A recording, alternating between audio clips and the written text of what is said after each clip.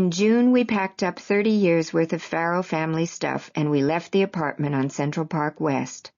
When we arrived at Frog Hollow, everyone cheered, and we moved our things into the newly renovated 8-bedroom house. Now, Kaylee Shea slept in the bassinet beside my bed. She received physical therapy, and I worked on my garden and learned my lines, along with some sign language for a movie to be shot that winter in Connecticut. Reckless, written by Craig Lucas, offered me one of the best roles of my career. Its director, Norman Renee, my new friend, made a remarkable film, and then died not long after it was finished.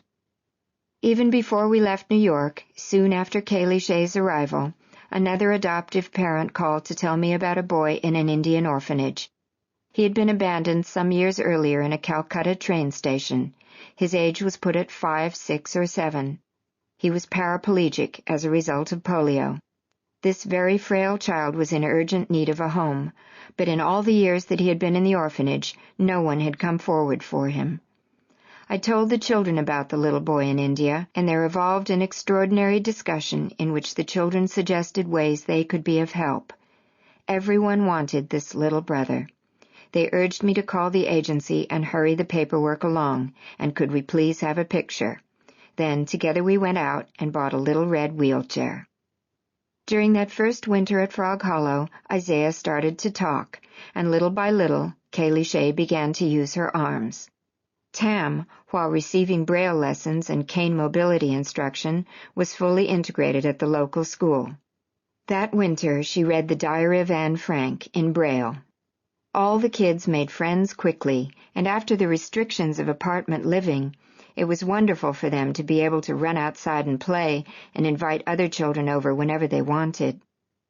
I was just finishing Reckless when Thaddeus arrived from India. They gave me the afternoon off so that the kids and I could meet the plane at JFK. My 7th son was so weak from malnutrition that he spent much of those first months lying down. His legs were like chicken bones, and the whites of his large eyes were dull yellow. His knees, the tops of his feet, and his backside are still scarred from years of dragging himself along the ground. But we attached ramps to Frog Hollow, and before long Thaddeus, with a dazzling smile, was scooting up and down in his bright red wheelchair. Doctors in the United States don't see much polio these days, so at first they weren't sure how to proceed. Neither leg could support his weight, and one was rigidly bent at the knee, almost at a right angle. There was talk about surgery and encasing him in a complete body and neck brace because the severe curvature of his spine was causing his ribs to collapse on his organs. But he was just beginning to get used to us and everything else here. He couldn't speak or understand a word of English. We decided to try physical therapy first. Maybe we could straighten his leg without surgery. Then he would be able to wear leg braces, and with them he might one day walk with crutches, and there was a chance that his abdominal and back muscles would grow strong enough to support his spine.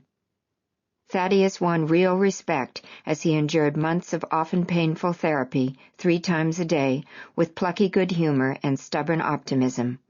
It was easy for me to learn how to do the exercises he needed from the therapist who came to our house several times a week, because they were similar to the exercises that had been used for Moses' leg and which he still has to do. We stretched the tendons behind Thaddeus's knee, trying to unlock it. I held his legs while he did his best to walk on his hands, wheelbarrow style.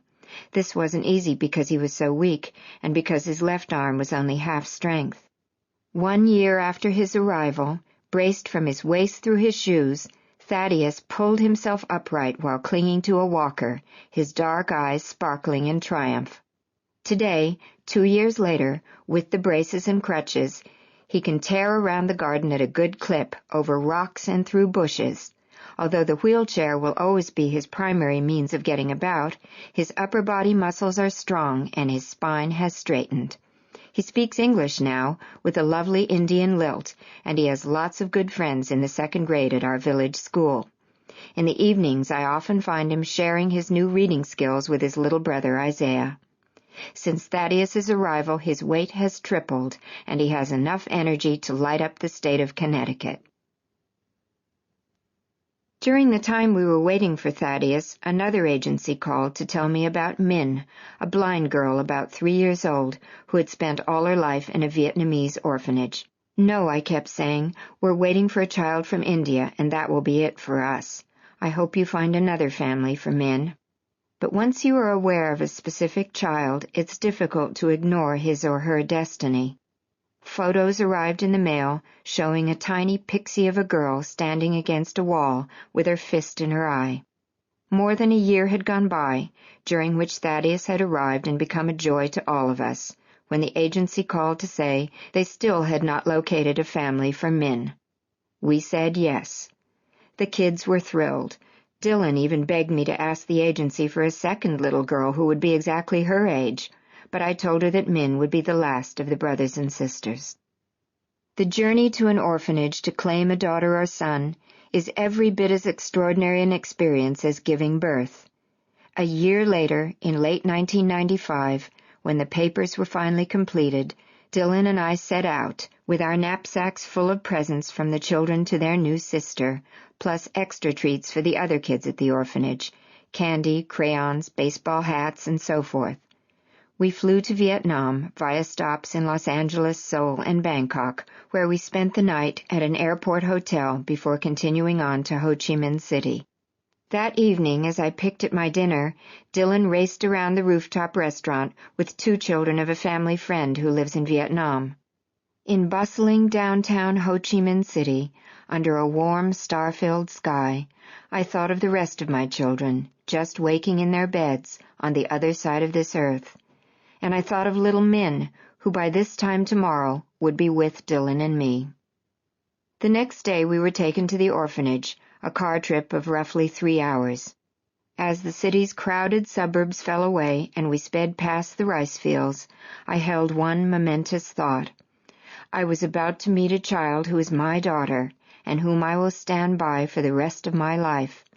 Today she will not understand a word I say, nor will I know scarcely a word of hers. But I will take her, in this car, away from the orphanage, the only place she has ever known, and I will bring her to the other side of the earth, where her sisters and brothers are waiting in a Connecticut farmhouse. Min is coming home, home to her family. There is a brand new doll and a brown stiff teddy bear waiting on the spare bed that will be Min's in the large corner bedroom where Dylan and Tam sleep. From her windows, Min won't see the views of the lake, the fields, and the woods beyond. But Tam has filled a shelf with books for blind children. Dylan has written a beautiful poem, and Satchel and Thaddeus have gone through their things and chosen the toys they feel their sister will like best. Isaiah has wrapped his favorite steam shovel in toilet paper and placed it under Min's pillow. Lark and I have hung small dresses in the closet, and the drawers are filled with size 5 clothes. We didn't know how big she is, but we guess she is very small. Tam has reminded me to stock up on Asian rice and nuoc mam, the Vietnamese fish sauce. Isaiah says better get hot dogs. Trang, an invaluable translator and friend during Tam's first months with us, is standing by. Lark, Daisy, Matthew, Sasha, and Carrie will be waiting at the house when we return, and of course Moses. Fletcher is at school in Germany. At the village school, the kindergarten teacher has already rearranged the furniture so that Min won't bump into things, and her new classmates are eager to meet her. Like Tam and Thaddeus, she will have an aide during school hours. What I have been searching for since the very beginning, since my childhood ended with polio, through my years in convent schools and my time with Frank Sinatra and in India, and really every single day, was a life that would be meaningful.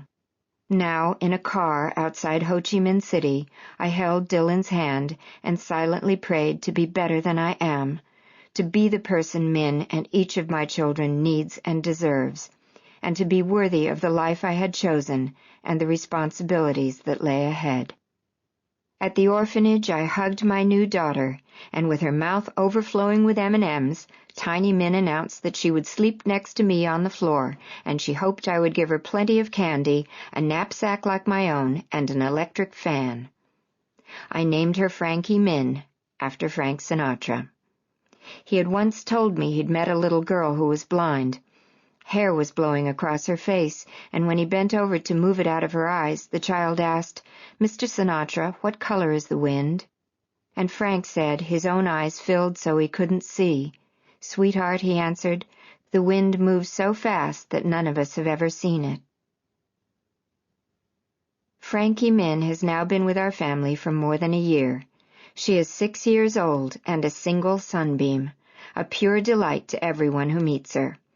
In no time she became fluent in English, and already she is learning to read in Braille. Tam is able to help her in so many ways, but really all of the kids help one another. In 1996, after Matthew graduated cum laude from law school, we returned, as we have every year, to Ireland. This time so I could make Angela Mooney Dies Again in Connemara, directed by Tommy McArdle and beautifully written by John McArdle. Matthew joined us in the west of Ireland, in the place where he had been conceived one blissful summer more than a quarter of a century before. To the delight of all the kids, large and small, I had bought a thatched cottage in the Wicklow Mountains, where the river bends. As 1997 approaches, Matthew is a lawyer, clerking for a federal court judge, and Sasha is a computer analyst, happily wedded to Carrie, whom I love as my daughter.